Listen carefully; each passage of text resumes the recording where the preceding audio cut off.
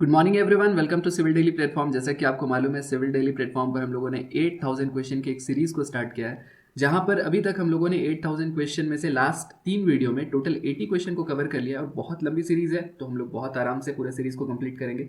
आज के वीडियो में हम लोग क्वेश्चन नंबर 81 टू 120 को डिस्कस करने वाले हैं। चलिए बिना टाइम वेस्ट के हम लोग स्टार्ट करते हैं। सबसे पहला क्वेश्चन है कि a little quantity of lime present in brick in a finally divided state क्या करता है। जब लाइम प्रेजेंट है और ये बहुत ही फाइनली डिवाइडेड स्टेट में ब्रिक अर्थ में प्रेजेंट है, तो उसका क्या रोल होता है। सबसे पहली बात है, ये एज अ फ्लक्स वर्क करता है और सिलिका जो कि बहुत हाई टेम्परेचर पे मेल्ट होने वाला होता है, उसको लो टेम्परेचर पे मेल्ट करवाता है। So A will be correct. Reduce shrinkage in brick, brick के श्रिंकेज को कम करने में हेल्प करता है, ब्रिक के श्रिंकेज को रिड्यूस करता है। सो बी भी हमारा करेक्ट है। Helps to bind particles of brick is earth together, मतलब कि ब्रिक में जो भी पार्टिकल्स हैं उनको एक साथ बाइंड करने का काम करता है। So option C will be correct, और मिला जुला के ए बी सी तीनों करेक्ट है। आगे चलते हैं और नेक्स्ट क्वेश्चन पे बात करते हैं। The board used for providing frog in brick is known as, तो कौन सा बोर्ड जो है वो फ्रॉग बनाने के लिए इस्तेमाल होता है, तो वो हमारा जो है स्टॉक बोर्ड है। राइट ऑप्शन डी होगा। और स्टॉक बोर्ड कुछ इस तरीके से दिखता है। ये जो बोर्ड आपको दिख रहा है ना, इसे हम लोग क्या बुलाते हैं, इसे हम लोग स्टॉक बोर्ड बुलाते हैं। और स्टॉक बोर्ड का काम क्या होता है, ये स्टॉक बोर्ड हेल्प करता है ब्रिक में जो हमारा फ्रॉग है उसको क्रिएट करने में। आगे चलते हैं अगले क्वेश्चन में। एज पर कोड 1077, तो सबसे पहली बात है हमें ये पता चल गया कि ये 1077 कोड किसके लिए है, ये ब्रिक के लिए है। तो ये ब्रिक का जो 1077 कोड है, इसके अकॉर्डिंग जो ब्रिक का नॉमिनल साइज है वो कितना है, तो ब्रिक का जो नॉमिनल साइज है ये 19 × 9 × 9 सेंटीमीटर है। सॉरी, ये नॉमिनल साइज नहीं है, ये आपका मॉड्यूलर साइज है, और इसको हम लोग ऑर्डिनरी ब्रिक साइज भी बोलते हैं। मॉड्यूलर साइज आप यहाँ पे लिख सकते हो। और नॉमिनल साइज के बारे में बात करेंगे तो नॉमिनल साइज क्या है, 20 × 10 × 10 सेंटीमीटर। आगे चलते हैं हम लोग नेक्स्ट क्वेश्चन पे बात करते हैं कि अप्रॉक्सीमेट वेट कितना होता है एक ब्रिक का। तो ब्रिक का जो अप्रॉक्सीमेट वेट होता है वो 3.2 kg के आसपास होता है। अगले क्वेश्चन पे चलेंगे। टेराकोटा किसी बिल्डिंग में किस लिए इस्तेमाल होता है, तो टेराकोटा सिर्फ एक ही चीज़ के लिए इस्तेमाल होता है, बिल्डिंग के ब्यूटी को इंक्रीज करने के लिए ना। बिल्डिंग के ब्यूटी को इंक्रीज करने के लिए टेराकोटा का इस्तेमाल होता है। आप इस डायग्राम में देख सकते हो कि यहाँ पे ये जो बाहर में लगा है ये एक्चुअली में क्या है, यही आपका टेराकोटा है। तो यहाँ पे राइट ऑप्शन हो जाएगा, ऑर्नामेंटल वर्क के लिए टेराकोटा का इस्तेमाल होता है। आगे चलते हैं। ब्लोटिंग क्या है, ब्लोटिंग ब्रिक में किसके चलते आता है। Bloating of brick is due to presence of excess carbonaceous matter, presence of any gases forming material in the clay, bad burning और रैपिड फायरिंग। तो ये तीनों रीजन है जो किसको क्रिएट करता है, जो बेसिकली ब्लोटिंग को क्रिएट करता है। So right option will be D. आगे चलते हैं हम लोग अगले क्वेश्चन में। उससे पहले ब्लोटिंग के बारे में थोड़ा सा डिस्कस कर लेते हैं। Bloating of brick is spongy solid mass over the surface of burned brick, presence of excess carbonaceous matter and sulfur in brick clay is the main cause of bloating। यहाँ पे bloating का एक diagram भी आपके सामने है। आगे चलते हैं, swelling के बारे में बात करते हैं। swelling को भी bloating ही बुलाते हैं हम लोग, both are same। आगे चलते हैं हम लोग बात करते हैं अपने अगले क्वेश्चन पे। डोलोमाइट ब्रिक आर, डोलोमाइट किस तरह की ब्रिक है। सबसे पहली बात है, जो डोलोमाइट है वो आपकी एक फायर ब्रिक है, एक फायर ब्रिक है, और इसे ही हम लोग क्या बुलाते हैं, रिफैक्ट्री ब्रिक भी बुलाते हैं। फायर ब्रिक है और इसी के साथ हम लोग रिफैक्ट्री ब्रिक भी बुलाते हैं। रिफैक्ट्री ब्रिक की भी 3 कैटेगरी है। कौन कौन सी कैटेगरी है, बेसिक कैटेगरी और एसिड कैटेगरी, और इसके साथ साथ एक और कैटेगरी है, वो मेरी क्या है, वो मेरी न्यूट्रल कैटेगरी है। तो ये कौन सी कैटेगरी में आती है। अगर बात करें आपके डोलोमाइट के बारे में, तो ये बेसिकली आपकी बेसिक रिफैक्ट्री ब्रिक है। डिफरेंट टाइप्स ऑफ ब्रिक है, उसके बारे में थोड़ा सा डिस्कशन कर लेते हैं।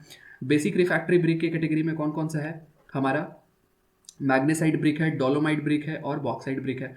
अगर हम लोग न्यूट्रल कैटेगरी के बारे में बात करें तो क्रोमाइट ब्रिक है। उसके बाद आपका ये जो डिफरेंट ब्रिक है, ये आपके सारे किस में आते हैं, सारे के सारे न्यूट्रल ब्रिक में आते हैं। एसिड रिफैक्ट्री ब्रिक के बारे में बात करें तो 2 टाइप की ब्रिक आपको ध्यान रखनी है, सिलिका ब्रिक और साथ ही साथ सिलिका ब्रिक, और वन मोर नाम यहाँ पे छूटा हुआ है, गैनिस्टर ब्रिक। ये 2 आपको ध्यान रखना है। तो बेसिकली जब हम बोलते हैं बेसिक रिफैक्ट्री ब्रिक, तो ये बेसिक एक्शन के साथ साथ जो फायर एक्शन है वो दोनों से हमें रेजिस्ट करता है। आगे चलते हैं, बात करते हैं the portion of the brick left after removing corner equal to half the width and half the length. वैसा कोई ब्रिक जिसका हाफ विड्थ और हाफ लेंथ को के अलॉन्ग इसको कट कर दिया गया, तो उसको कौन सा ब्रिक, उसको कौन सा ब्रिक बोलते हैं, उसको हम लोग किंग क्लोजर बोलते हैं। आपको यहाँ कहीं पे किंग क्लोजर दिख रहा होगा, बिल्कुल। यहाँ पे आपको विड्थ के अलॉन्ग आधा काट दिया गया और साथ ही साथ इसके जो लेंथ है उसके अलॉन्ग इसको आधा काट दिया गया, इस तरीके से कट करके निकाल दिया गया। तो क्या बन गया, हमारा किंग क्लोजर बन गया। Right option will be B. आगे चलते हैं। The portion of brick cut cross to the cut cross that of full brick is known as, जो फुल ब्रिक को बिल्कुल बराबर बराबर काट देते हैं, क्वीन क्लोजर बुलाते हैं उसको। डायग्राम कुछ इस तरीके से आपको मिलेगा। यहाँ पे आपको क्वीन क्लोजर दिख रहा है, इस तरीके का क्वीन क्लोजर, जब हम यहाँ से इस तरीके से ब्रिक को कट कर देते हैं। आगे चलते हैं अगले क्वेश्चन पे। The portion of a brick cut to form angles other than right angle plane is known as, इसको हम लोग स्क्विंट क्लोजर बुलाते हैं। ये कुछ इस तरीके से दिखता है आपका जो यहाँ पे ये डायग्राम जो है ये आपको स्क्विंट क्लोजर का डायग्राम है। बिल्कुल कोई परफेक्ट एंगल पे नहीं काटते, राइट एंगल के अलावा किसी भी दूसरे एंगल पे काटते हैं, स्क्विंट क्लोजर बुलाते हैं। आगे चलते हैं हम लोग, the maximum percentage of fine sand content in soil for making good tiles, tiles के बारे में बात हो रही है। टाइल्स में जो है सैंड का परसेंटेज कितना होना चाहिए, राइट ऑप्शन यहाँ पे होगा 40%। और हम लोग अगर बात करें कि कितना कितना परसेंट क्या क्या होना चाहिए, तो सैंड 40%, सिल्ट 30%, क्ले 30%। और ये सैंड वाला question Delhi development authority JE वाले क्वेश्चन में आ चुका है लास्ट टाइम 2015 में, 2015 आई थिंक 2016 में। आगे चलते हैं, बात करते हैं maximum percentage of clay content in a good brick. अभी डिस्कस किए थे क्ले कितना होना चाहिए, क्ले हमारा 30% होना चाहिए, राइट ऑप्शन विल बी 30%। अगले पे चलते हैं, मैक्सिमम परसेंट सिल्ट कितना होना चाहिए, ये भी हमारा 30% होना चाहिए। नेक्स्ट क्वेश्चन पे चलते हैं, हमारा process of burning limestone to redness in contact with air is called. तो लाइमस्टोन, जब बेसिकली हम लोग लाइमस्टोन को बर्न करते हैं, बर्न करने का मतलब होता है उसका कैल्सिनेशन होता है। तो लाइमस्टोन को बर्न करते हैं तो उसको हम लोग क्या बुलाते हैं, उसको कैल्सिनेशन बुलाते हैं। होता क्या है कि लाइमस्टोन यानी कि CaCO3 को, जो कि एक सेडिमेंटरी रॉक है, इसको बर्न किया जाता है, यानी कि इसका कैल्सिनेशन किया जाता है, तो लाइमस्टोन मिलता है। और ये जो टेम्परेचर रेंज होता है ये 800 to 1100 डिग्री सेल्सियस के बीच में होता है। इसका दूसरा नाम क्या है, इसका दूसरा नाम क्विक लाइम भी है, वाइट लाइम भी है, बर्nt लाइम भी है और फैट लाइम भी है। थोड़ा डिफरेंस है, फैट लाइम तब बनता है जब हम लोग चॉक को बेसिकली बर्न करते हैं, ये हमें ध्यान रखना है। यहाँ पे फैट लाइम लिखा हुआ, but it will be obtained after burning chalk. आगे चलते हैं हम लोग, बात करते हैं क्विक लाइम क्या है। तो क्विक लाइम को भी हमने यहाँ पे डिस्कस किया कि क्विक लाइम जो है वो हमारा CaO है, यानी कैल्शियम ऑक्साइड। कहाँ गया, ऑप्शन नंबर A सही है।